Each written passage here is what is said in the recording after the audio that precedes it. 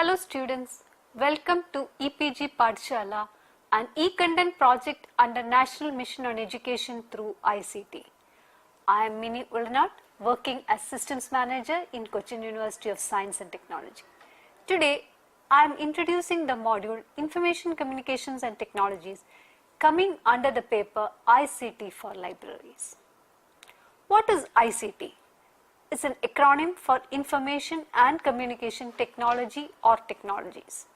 ICT is an umbrella term that includes any communication device or application encompassing radio, television, cell phone, computer, network hardware, software, satellite system and similar, as well as various services and applications associated with them. This includes the video conferencing and the various distance learning modes. ICTs are often spoken in a particular context like ICT in education, ICT in healthcare or ICT in libraries. It can be defined as a diverse set of technological tools and resources used to communicate and to create, disseminate, store and manage information. These technologies include computers, internet broadcasting technologies as well as telephony. So in totality, ICT refers to the technologies that provide access to information through communication technologies. The main objective of the module is to introduce the ICT capability in finding and selecting useful information for effective and appropriate communication, to monitor and control events both reality as well as in virtual world, for applying the ICT skills and knowledge to the learning in various areas, to develop the language as well as the communication skills. What are the characteristics of ICT in education in particular? Let us start with that. ICT, when you mention ICT in education, it includes any hardware, software, technology that contributes to the educational information processing. In present scenario, in today's world, it mainly comprises of computer technology with its hardware like personal computers and the infrastructure for setting up the internet facility and the required softwares. Why is it so important to talk about ICT in education? What are the advantages? First and foremost is the quick access to the information. Information can be accessed within microseconds, connecting to any part of the world and surfing through the web pages. Easy availability of the updated data sitting at any corner of the world, the desired information can be on your fingertips. Even if you are geographically dispersed region, it is connected. With the advancement of ICT, education does not remain restricted within the four walls of the education institution. Students from different parts of the world can learn together by using online, offline resources, and such collaborative learning resulted in the new concept called Massive Online Open Courseware or MOOCs better known as. This has resulted in developing the divergent thinking ability in students. It has given rise to the global perspectives, respect for varied nature of human life and accumulation, and also the facilitation of learning at any point of time. So the effective usage of ICTs actually conglomerates the physical resources, digital resources, human resources, social resources, helps to access, adapt and create knowledge. What are the contributions of ICT? It helps the students to explore knowledge, to learn the content through self-study. The teachers can help the students by ensuring the right direction towards effective learning. Situational learning, program learning or online learning courses are some of the examples of these self-learning strategies. It helps in catering the individual differences and the wider range of communication media and wider learning opportunities for students. Where are ICTs used? Information and communication technologies are used for applications for corporates like airlines, insurance, internet banking, etc. Application for governance. You look at the birth certificate, death certificates or any other certificates for that matter issued by government authorities. Applications for healthcare. Your data about patients, diagnostics tools, telemedicine, special surgery. Then applications in education. We have already talked about it: computer-based learning, distance learning, e-learning, adaptive learning, flexible learning, multimedia learning experience, all at a reduced cost. But there is a disadvantage. There is no face-to-face human contact. It lacks that human contacts. And there is a lack of direct teamwork. It's an agile working environment where people are working at various places. And it requires greater self-discipline. ICT in everyday life. Where do we use it? Everywhere. Emails, e-commerce, online banking, e-government, online shopping, e-learning, and many more.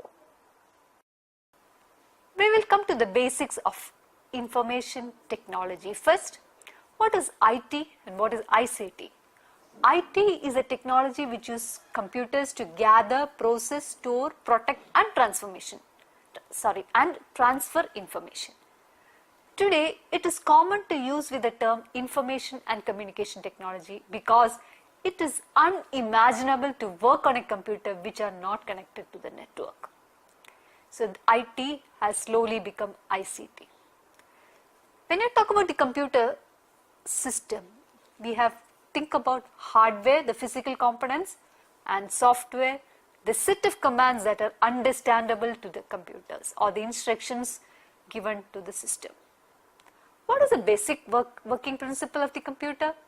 The data entered through the input device is being processed, stored in the system unit, and displayed via output devices. What is computer hardware? It's a collection of physical elements constituting the system. It refers to the physical parts or the components such as monitor, keyboard, data storage devices, your peripherals like hard disk, your printers, all these physical objects you can actually touch belong to the category of hardware. What is software? Software is a set of machine readable instructions that direct computers to perform a specific operations. So that is, in summation, hardware is the physical parts and software is the instruction. This slide shows, for example, is a typical example of a software. So coming to the organization of the systems, we have an input unit, we have a central processing unit, and an output unit. The function of the central processing unit is to execute the commands, transmission of data, and the total function control of the system. The basic characteristics of the CPU is the speed and the amount of memory. Now coming to the memory, what is memory? Random access memory, that is a memory container for the programs that are currently running and the data that is being processed. The basic characteristics here also is the speed, capability, and performance. Speed is measured in megahertz, capacity in MB, GB, or TB, that is megabytes, gigabytes, or terabytes, and performance of the system. What is data? What is information? We are inputting the data to the processor processes the data, and we get the information which is outputted through the output unit. The processing unit consists of a processor, the memory, the sound card, the video card, the different ports, the power supply, everything together in a box. We call it as a processing unit. So the microprocessor or the CPU is often referred to as the brain of the computer. So the CPU is the integrated circuit or the chip which processes the instructions and the data. And the system or the computer is identified by which chip it uses. For example, we know about the Pentium 2, Pentium 3, Pentium 5, Celeron, AMD, Athlon, the CPU types. The hard disk or the HDD, that is hard disk drive, is a device used for permanent data storage. Data is stored in magnetic platters. The electronic heads are used for reading and recording the data. And we have the new solid state drive, which are much more faster in retrieving as well as writing the data back. The basic characteristics are the disk platter's rotation speed, the capacity expressed in GB, and the connection interface. Another type of secondary storage which we commonly use is the floppy disk drive, which is slowly phased out of the market. We have better optical disks, for example, the compact disk or digital versatile disk, and the more commonly used USB flash drives. Graphical processing units are also used along with the central processing unit for displaying images on the monitor or maybe for the better graphical outputs. But the new generation processors are having GPU capability along with the existing computing power. What is a port? We have parallel ports, serial port, universal serial bus, that is USB ports, which are the interfaces through which the system is connected to the external devices. Coming to the input and output devices. What are the various input devices?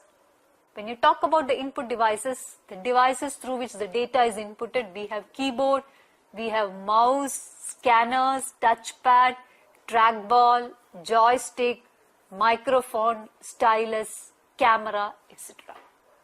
And how do we output the processed data, that is information?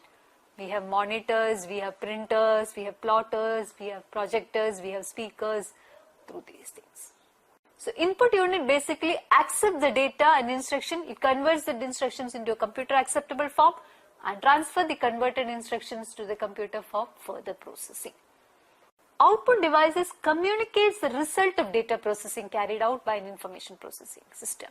It converts the electronically generated information into a human readable form.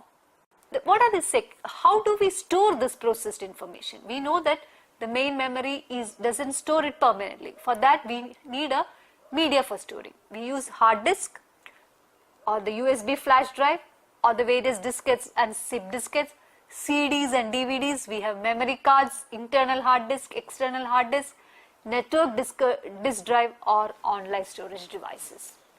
That is about the hardware. Coming to the software systems, we are dividing it into the system software and application software. Operating system, the category that belongs to system software, is a basic program on which your computer is automatically loaded to computer startup. And the typical example of an operating system is a Microsoft Windows, Linux, which includes the Debian, Ubuntu, Fedora, all the flavors. Then if you are using a Macintosh system, we have Mac OS like Cheetah, Panther, Snow Leopard, etc. Another category of software we are using is the application software. An example is a Microsoft Office or OpenOffice. All your antivirus program like a Kaspersky or Avast or these things belong to the application software category. All your DBMS is application software. Your web browser is a like Firefox, Internet Explorer, Opera, Safari, all belongs to the category of application software. So that concludes the hardware and software. And the next part, that is the information part of it, information processing part of it. When you talk about the information communication technologies, which is the communication technology? The basic way of communicating is through the networks. What are the characteristics of the network? What do you mean by network? Networks means it's a connected world.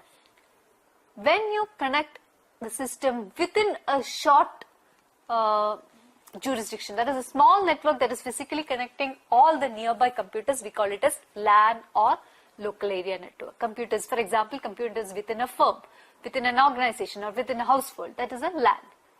A larger network that covers a city or a wider area, we call it as WAN, W-A-N, wide area network. What is internet? Internet is a world of network and computers connected through this WAN and LAN.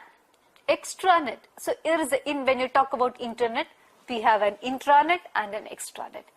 Intranet means it's a smaller network.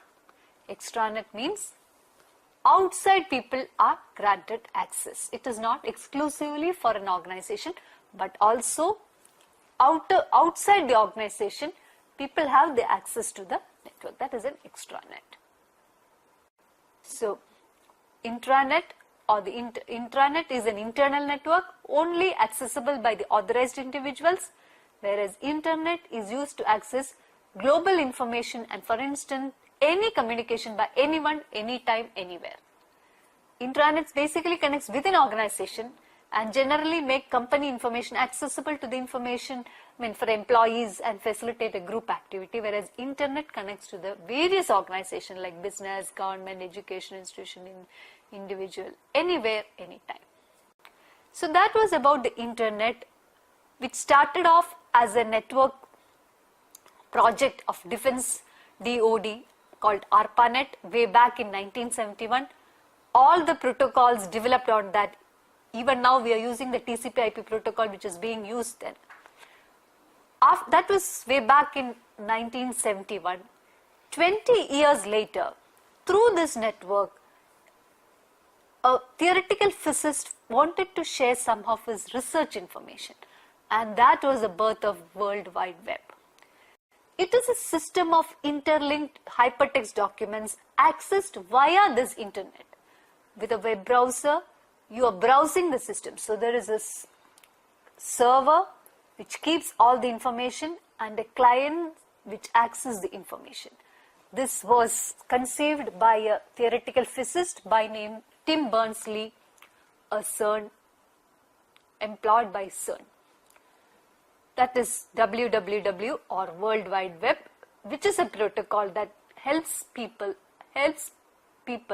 to view or to share the information which contains text, images, videos through hyperlinks. Other services on internet are instant messages, emails, voice over internet protocol, that is VoIP, RSS, that is real simple syndication, used for dissemination of information of articles published. Suppose you have an RSS feed that tells you that the new information is available now. That is, information is pushed. Web pages are typical examples of the service that you are getting through this internet. Podcasts, the digital files that contain audio or video recorded broadcasting over the internet, we are called podcasting. How do you access this network? How can you be a part of this network? It is possible through dial-up or broadband connectivity. It can be accessed through phone, mobile or cable or wireless or via satellite connection. All you need is an connectivity and an internet protocol address. There are so many virtual communities currently available. We have the social networking sites like Facebook, Twitter, etc., which shares certain information among the similar interested group. There are internet forums, chat rooms, multiplayer games, and the way to publish contents on the internet like blogs, podcasting, photos, video, audio contents, etc. So, how do you make sure that you are having your information safe on such an open cyber world? You need to have a privacy protection of your profile. You need to limit the publishing and the usage of your personal data. You should be aware that the published information is publicly accessible. You have to be cautious while communicating with the strangers. You have to, the task most suited for the computer than a human. You have to be cautious on what information you are putting out for, or whatever information you are throwing out. It is an open world. That is about the networking. Coming to the size of the computers, how do you classify the computer? Size-wise? Size-wise, supercomputer is occupying the prime position or the first position. What is so super about supercomputers? It is very fast, yes. It can process so much information at a click of a second, yes. What made it super?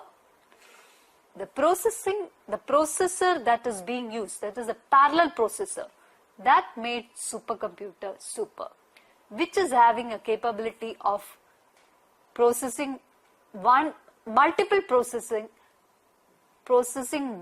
instructions at a time. Supercomputers are widely used in scientific applications such as aerodynamic design, simulation, processing of geological data, etc. Some of the most powerful computers today is a Cray, high-tech Cray XMP, SX2, etc. It has the ability to support several gigabytes of RAM and recover automatically from failures. The mainframe computers used to have a prime position, but it is less powerful and less expensive than supercomputers, though it is very large in size. It processes several million instructions. it is not as efficient as supercomputer when it comes to the data processing. Mini computers are also general purpose computer, which is a medium sized, but they have slower operating system and smaller backup. It is well adapted for functions such as accounting or smaller database management softwares. The most popular one is the personal computer, and the processing power is actually attained a speed such a way that whatever the mainframe used to do at maybe 10-20 years back, a system sitting on your desktop is able to do that. It is the least expensive of all the computers and having smallest memory but medium power. It is called the personal computers. And the size of the system is coming down. We call it as notebook computers. It is almost similar to your personal computers, maybe having almost this memory and the hard disk capability of your laptops or other desktop computers. So that is about the size-wise classification. But when you think about little back behind history, there has been generations of computers, The first generation computers, which was very big in size, slow processing, used vacuum tubes as a basic component. The amount of energy was huge and had very small memory. That is called the first generation computer, which used vacuum tubes. It moved over to the second generation computer with a great invention of the science called transistors. In 1848-49, the semiconductor device named transistor was developed by a group of 3 scientists, which paved way to the second generation computers. Further technological advancement, transistors gave way to integrated circuits. So the generation of computer that used ICs as the main hardware, that was circa 1966. They were called as third generation computers. When Intel designed a very large complicated integrated circuit in 1971, calling it VLSI, that is very large scale integration, or the processor, it came to such a situation that the CPU, that is your control unit and ALU, could be integrated into a small chip which was named as the microprocessor. This gave birth to the current personal computing technology. They are very small, fast, reliable, versatile, very user-friendly, and huge storage capacity and accuracy. That is the system which we are right now using, the fourth generation computers. But technology never stops. After microprocessors, scientists are trying to create faster, smaller, more reliable systems with biochip, with gallium arsenide, silicon being replaced by something else, and computers that will have artificial intelligence. We are waiting for the fifth generation computers to arrive. So that was a sum total of the information and communication technologies. I hope you enjoyed the session. Thank you.